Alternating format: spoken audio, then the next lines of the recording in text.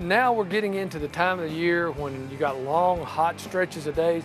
It's a perfect time to take care of probably, I would say, our second most used living space in our house, and that's our decks. What we want to do is take a look at how to get them prepared, get them sealed so that we don't end up with a lot of rotted wood and we don't end up replacing things that we don't need to replace. First and foremost, what we want to do, you want to clean it. If you take and get you a pressure washer or a good scrub brush. If you don't have a pressure washer, don't want to get into that. A good deck brush on a pole and some deck cleaner is going to get all the dirt, the residue, but most important, it's going to clean off any of the mildew that is there that keeps your deck from properly being sealed. Now, as we go into our sealers, there's basically 4 different types that you want to use and 4 different reasons to use it.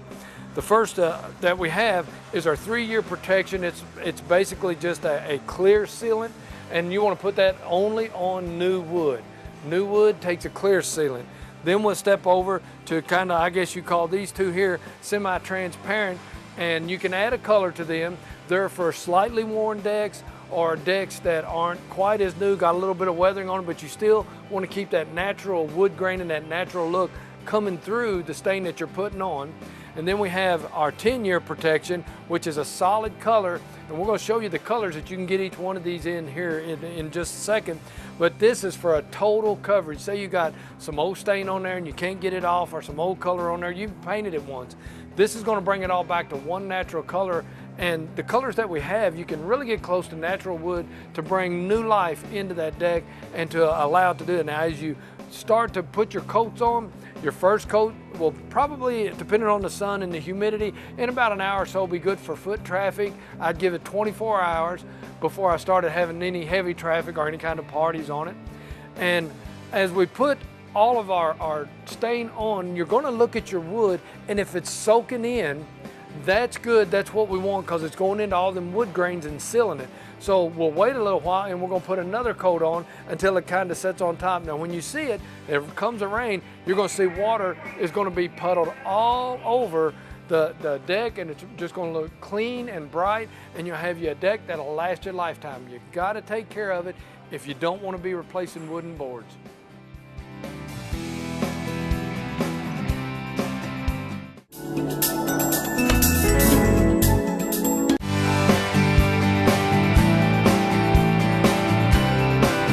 This week I want to kind of go over some insulating tips.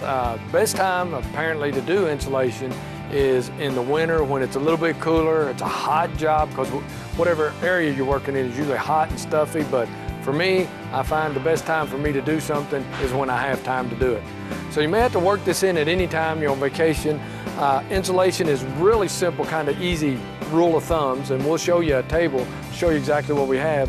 But R13 is what we're going to put in most 2x4 spaces. 2x6 spaces would be like R19, and the R value is the thickness, the retention rate to hold your heat in or your air conditioning, whichever you're trying to accomplish. Now, one thing I want to make sure I get this into you. A lot of folks think that in some of the blown-in insulation that we can just keep blowing it in and getting it taller and taller.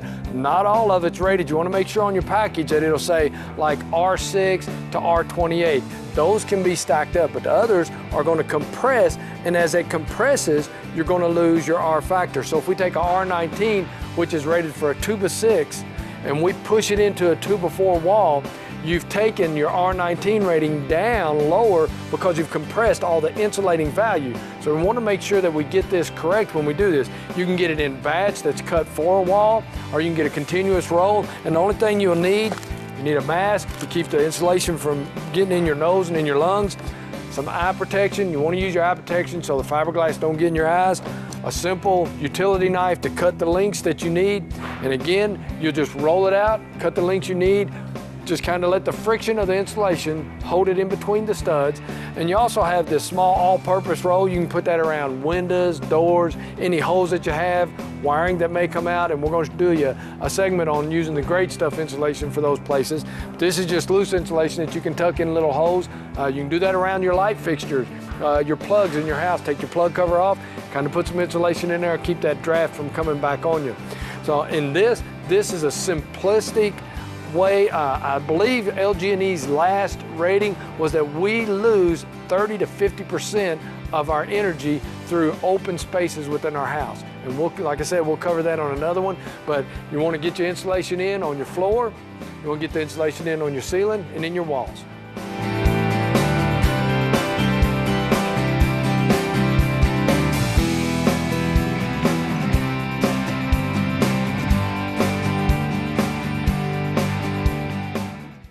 Thanks for joining us on another episode of Your Kentuckiana Home. Hope you learned some tips today. Tune in next week for more. Thank you for watching Your Kentuckiana Home.